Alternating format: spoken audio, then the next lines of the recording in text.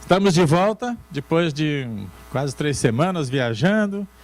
E uma coisa maravilhosa, tem tanta coisa para falar que eu não vou falar nada hoje. Porque senão a gente fica aí muito tempo, não é? Mas na verdade eu quero contar algumas coisinhas, assim. Primeiramente, uma palavra de gratidão aos aqueles que permaneceram aqui na igreja, que cuidaram de tudo, os pastores, Branco, Glenda, Marcos, Adriana, Márcia, que cada um cuidou da sua área de serviço e tudo correu bem. E eu tenho certeza que os líderes de ministério também fizeram tudo o que era esperado. E a igreja marcha enquanto o pastor passeia. Maravilha ter igreja assim, não é? E também, mais uma vez, agradecer, porque isso não seria possível se não fosse a igreja ter ajudado financeiramente. Essa é uma viagem que não é muito barata, mas nós tivemos a nossa passagem, foi de graça, porque nós tínhamos milhas acumuladas. Então a gente vai viajando, compra cartão de crédito, acumula milhas, então nós somos milhas, não pagamos nada da passagem aérea. Nossos filhos ajudaram financeiramente, até os netos, todo mundo, o Roberto andou atrás lá, e vocês têm que ajudar o vovô. E ajudaram. E a igreja de Malden, que deu uma oferta de $2.000 para nós podermos fazer essa viagem. Então nós estamos muito agradecidos. Eu e Iraci não temos palavras para expressar a gratidão do conselho da igreja que tomou a decisão e da igreja que apoia. Muito obrigado a todos vocês. E para recompensar esses $2.000, nós trouxemos chocolate para vocês. Então na saída, vocês vão passar lá e pegar um chocolatinho pelo menos, ok? Para poder celebrar, a gente comemorar alguma coisa juntos enquanto a gente está sentindo ainda esses efeitos da viagem, não é? Que o principal efeito que a gente sente na volta é o fuso horário. São 6 horas de diferença. Agora são aqui quase 11 horas, lá já são 5 da tarde. Então é uma diferença muito grande. Quando nós voltamos, o que acontecia é que a gente sentia muito sono durante o dia e acordava de noite. E foi difícil, foi complicado. Só ontem que eu me senti gente novamente. E hoje eu estou continuando aqui, acho que mais, talvez hoje, amanhã, já está completamente ajustado. Com referência à viagem, a gente sente saudade da igreja. Porque a gente está acostumado a fazer culto a Deus, prestar um culto a Deus, todo domingo, quarta-feira a gente vem, e aí a gente vai para um lugar onde não tem isso. A viagem, gente, é uma excursão, e tem que levantar cedo todo dia. 15 para 6 estava o meu relógio despertando lá. Tomar café até 15 para 7, e o ônibus saía às 7h15. E vai para os locais assim diferentes, cada dia num hotel, é tudo diferente. E lugares históricos, a gente entrava em cidades medievais, cidades de 1.500 anos, 1.200 anos, a gente está lá, andando lá, pisando naquelas ruas estreitas, no alto das montanhas e com muralhas.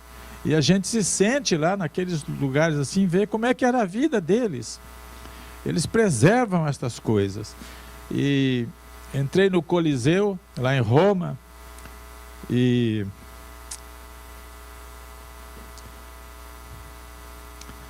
ali morreu muita gente, muitos irmãos, muito sangue derramado.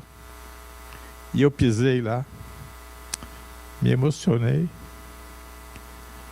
É muito grande, a gente vê por fora, mas eu entrei lá da parte de dentro, onde os leões ficavam embaixo, as feras ficavam embaixo, os gladiadores.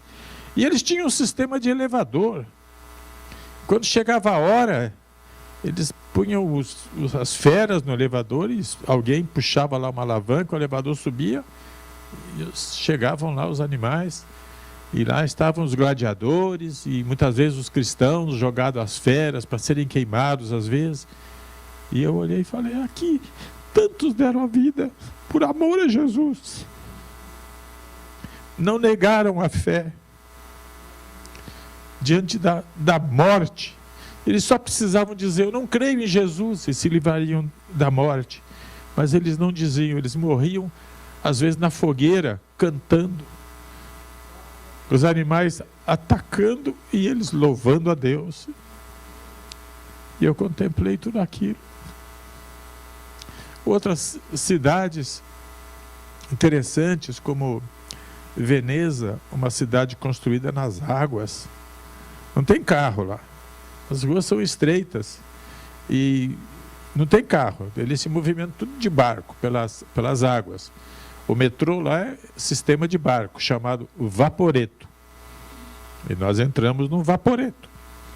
Vai parando de um lado e de outro, da margem, e as pessoas vivem lá, uma cidade tremenda, que é única praticamente dessa forma. Fomos em Florença, uma cidade histórica, onde surgiu a Renascença, depois de um período que a humanidade ficou meio parada no progresso, tudo de repente lá pelos anos 1400, 1500, tudo começou a surgir, escritores, escultores e pintores, e olha, tudo foi um florescimento das coisas, da ciência, e nós fomos lá e vimos todas essas artes, essas coisas.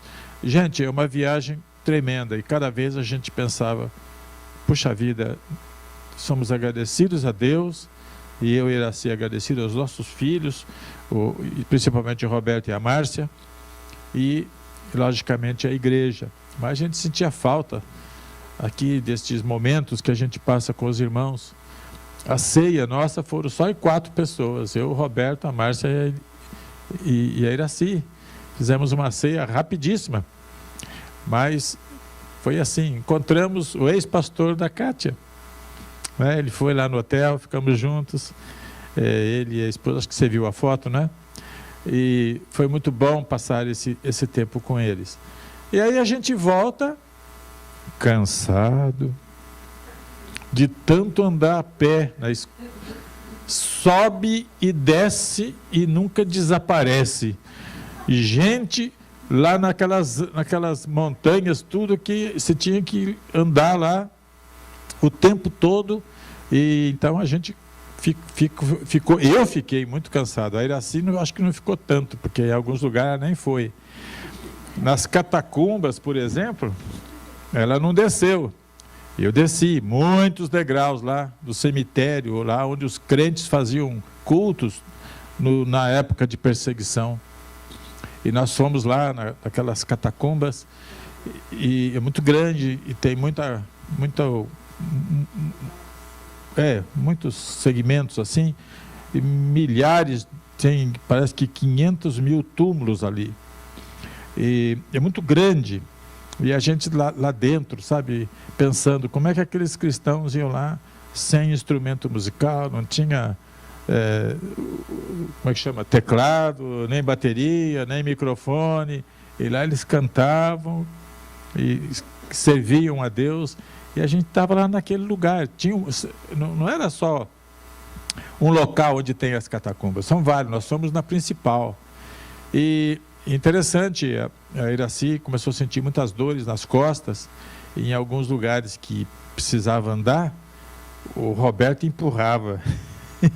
O meu filho ia empurrando a mãe dele, para ela poder subir as escadas e ir em alguns lugares, e outros ela não pôde ir. Mas depois ela foi ficando melhor, e o melhor remédio para Iraci, que passa toda a dor, não é Buscopan, é loja. A dor desaparece instantaneamente, não é? Então, mas olha, gente, chegamos quarta-feira, às 8 horas da noite, chegamos aqui no aeroporto, e quinta e sexta foi tentar colocar a casa em ordem, quinta, sexta e sábado, e aqui estamos com o coração agradecido e matando a saudade de vocês, não é? Louvado seja o nosso Deus. Eu quero pregar hoje sobre o texto que está em João 10, vocês podem abrir a Bíblia, e nós vamos ler esta passagem da Escritura. E há uma coisa que eu estou curioso para saber, é se tem mais alguém grávida aqui. Parou? Não, tá bom. Porque a filha da Mirtes já está avançando nos meus pirulitos lá. É assim, nasce no instantinho, cresce, já descobre o segredo lá, não é? Essa minha freguesia aumenta cada dia. João 10. O pastor e o seu rebanho. Eu lhes asseguro que aquele que não entra no aprisco das ovelhas pela porta, mas sobe por outro lugar, é ladrão e assaltante. Aquele que entra pela porta é o pastor das ovelhas. O porteiro abre-lhe a porta e as ovelhas ouvem a sua voz. Ele chama as suas ovelhas pelo nome e as leva para fora. Depois de conduzir para fora todas as suas ovelhas, vai adiante delas e estas o seguem, porque conhecem a sua voz. Mas nunca seguirão um estranho.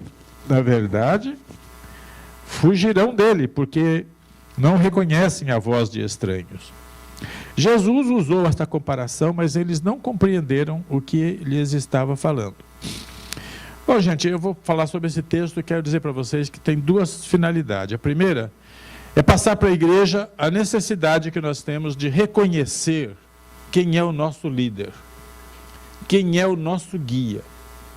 E, em segundo lugar, a necessidade de seguir o que esse guia e esse líder nos fala.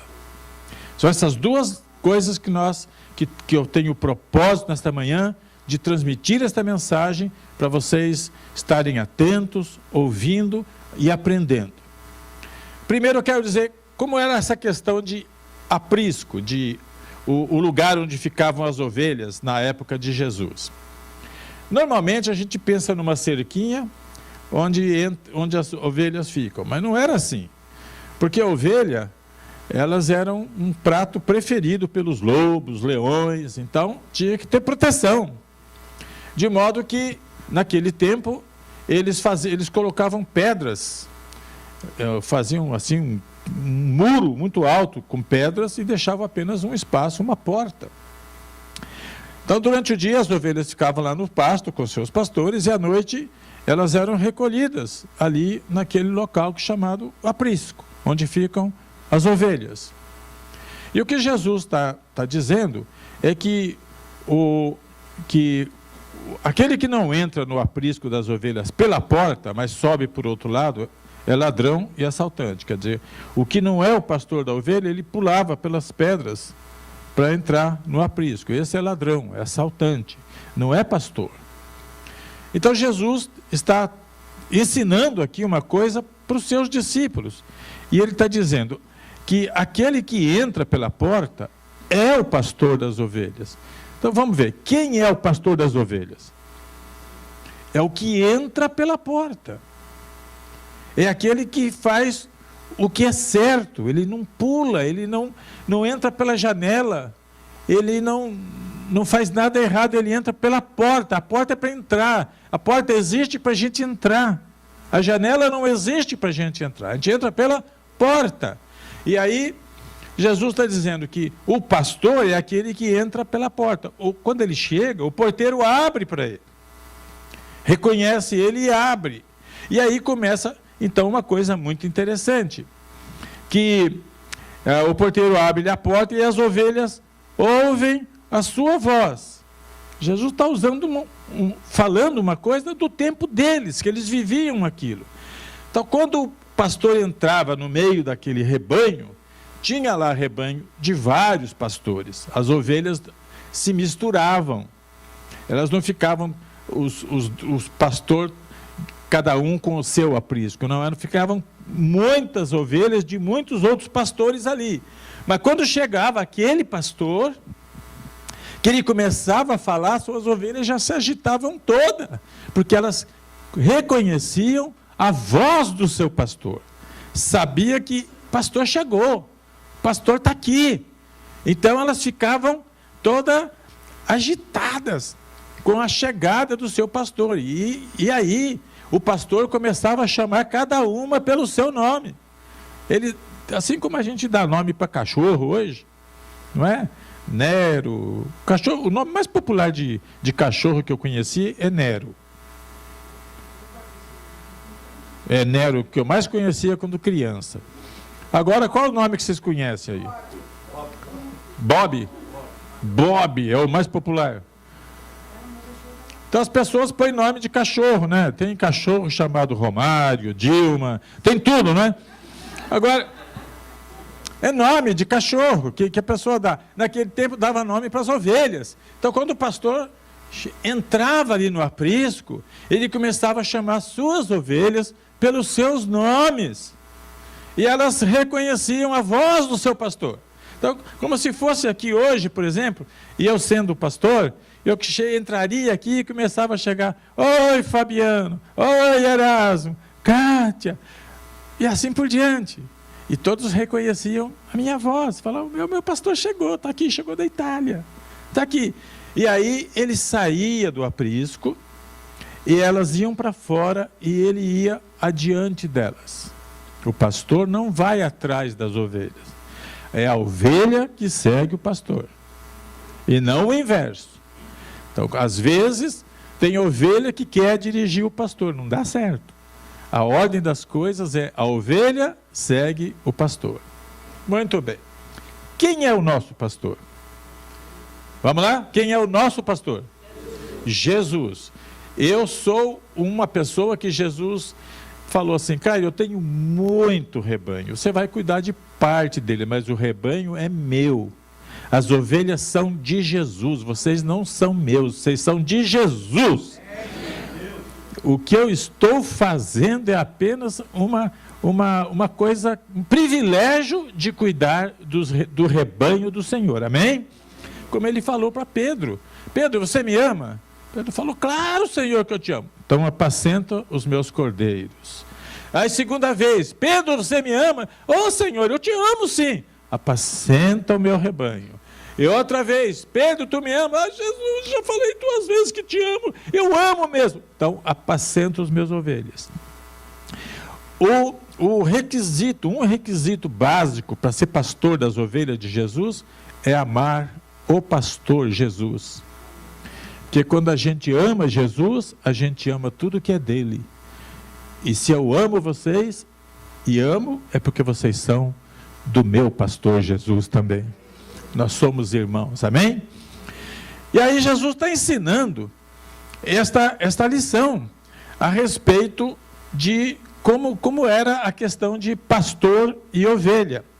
Ele falou aqui que a ovelha não vai seguir o estranho, porque vão fugir dele. E quando Jesus ensinou isso, eles não entenderam. Eu pergunto, vocês estão entendendo? Sim? Porque eu estou dando uma explicação, eu estou esclarecendo aquilo que Jesus ensinou. Agora, ok, então vamos lá. O que eu quero ensinar para vocês aqui? Nesta viagem, eu vi uma coisa que eu não tinha visto antes. É que, quando a gente foi, por exemplo, na Torre de Pisa, aquela torre inclinada, não é? Ali vai muita gente. Nós chegamos lá às 10 da manhã, tinha milhares de pessoas ali. E são vários grupos que fazem excursões, que chegam com ônibus e vão para lá. Aí a gente está num grupo e no meio daquela multidão, a coisa mais fácil que tem é você naquele lugar, ficar fora do seu grupo. Você perde um aqui, o outro vai. Acontece que eu percebi que todos os guias, homens ou mulheres, que guiavam o grupo, eles tinham uma tática interessante, que é a seguinte: eles punham um guarda-chuva e levantavam assim. Quando eles queriam reunir o grupo, tá? Onde eles estavam, no meio daquela multidão lá, eles... Então a gente sabia onde estava o nosso guia. Você não se perdia. Porque se perder naquela multidão, a gente como excursionista, você não sabe o que fazer. é uma confusão de gente. Você não sabe para onde, se você perde o grupo, o guia, você não sabe para onde vai. Você não sabe onde é o seu hotel. Você não sabe nem onde está parado o seu ônibus. Então, é preciso reconhecer o seu guia. E a gente reconhecia quando não estava perto pelo sinal. Então, gente, nós precisamos reconhecer quem é o nosso guia. Quem é que dirige a nossa vida? Quem é que está nos conduzindo? Quem é? É Jesus. Nós não temos outro guia. Jesus perguntou para os discípulos: olha, todos me abandonaram, e vocês? Pedro falou: Senhor, para onde iremos nós? Eles só tinham Jesus, e nós também só temos Jesus. Gente, ninguém vai nos guiar com tanta segurança quanto Jesus. Porque Jesus nos ama de tal maneira que Ele chegou a dar a própria vida por nós. Ele morreu em nosso favor. De modo que nós precisamos ter capacidade, sensibilidade, para identificar quem é que está dirigindo, guiando realmente a nossa vida. Porque, neste caso da excursão, ficou muito claro para mim que se a gente não reconhecesse, no caso nosso era uma guia chamada Roma, o nome dela era Roma, e nós fizemos a excursão saindo de Roma. E ela então era uma pessoa que, quando chegava em qualquer lugar que queria parar para dar instruções para o grupo, então nós precisamos identificar quem é o nosso guia, quem é o nosso líder. Nós sabemos o nome dele, chama Jesus. Como a gente sabia o nome da Roma. Mas no meio daquela multidão, a gente não encontraria a Roma. Não dava, é muita gente. Em todos os lugares que a gente foi, é muita gente. Então, como é que a gente identificava? Quando ela fazia o sinal. Nós encontramos Jesus nas Escrituras. Não adianta procurar Jesus no cinema, na novela. Jesus nós encontramos na palavra. É aqui que nós o encontramos. Quem procura Jesus em outro lugar não acha. O sinal dele é este.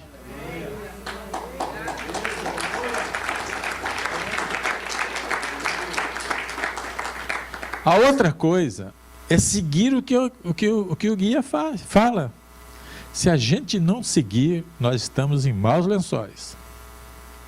Nossa guia, por exemplo, chegava para nós e falava: olha, vocês têm que tomar café até 7 horas da manhã. Vocês têm que pegar as malas e colocar no ônibus, porque 7h30 o ônibus sai. Ela falava com clareza isso. 7h30 o ônibus dá a partida e você fica para trás. Agora imagina nós lá numa excursão desta, perdeu o ônibus. E depois? Você nem sabe aonde o ônibus vai depois. Você perde a excursão, você perde o rumo, você fica desorientado. Ela falava outra hora: olha aqui, nós estamos aqui nesse lugar.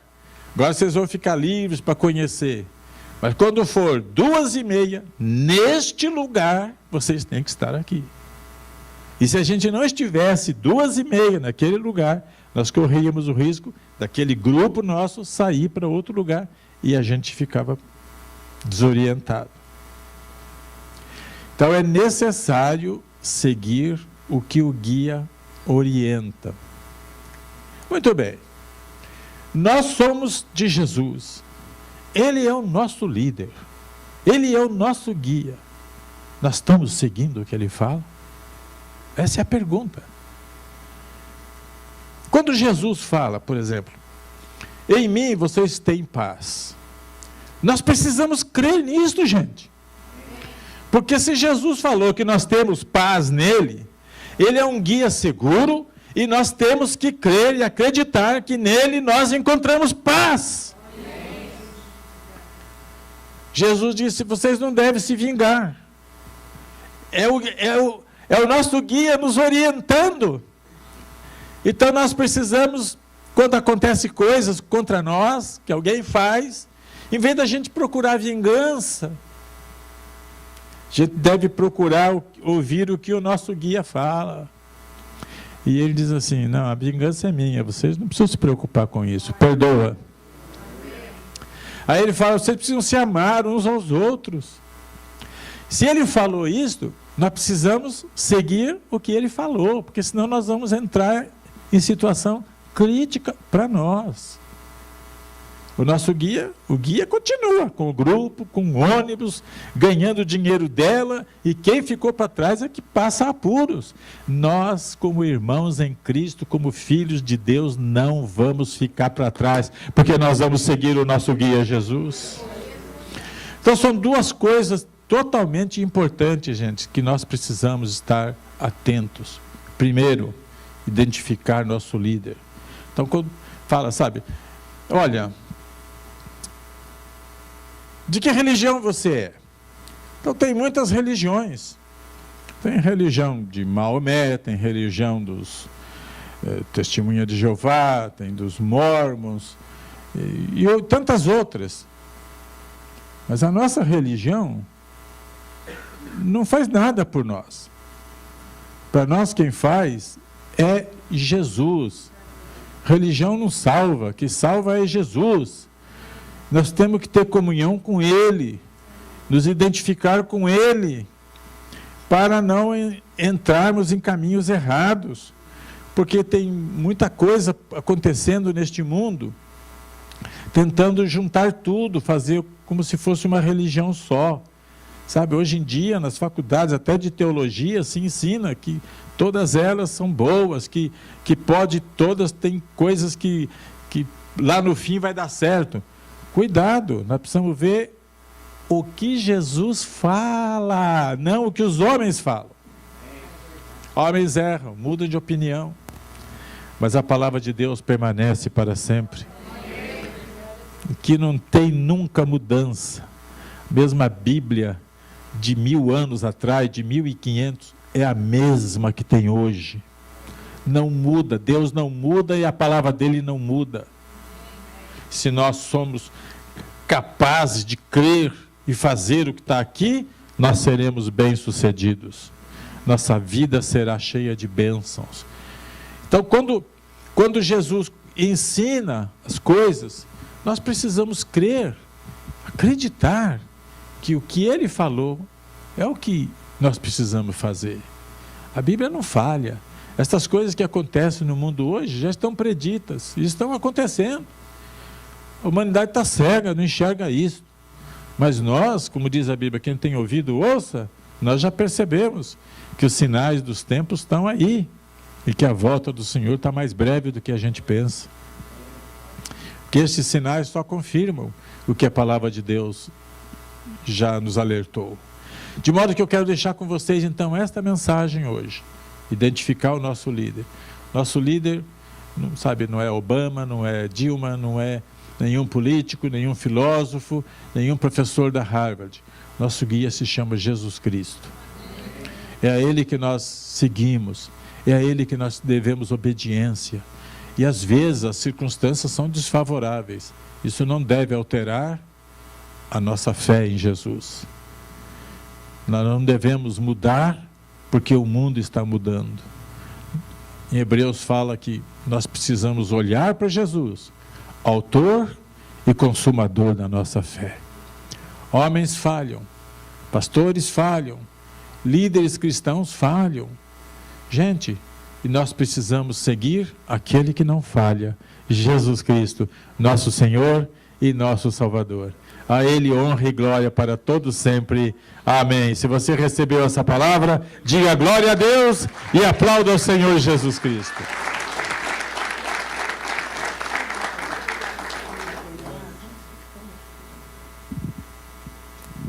Paz seja convosco, irmãos. Somos uma família, amém?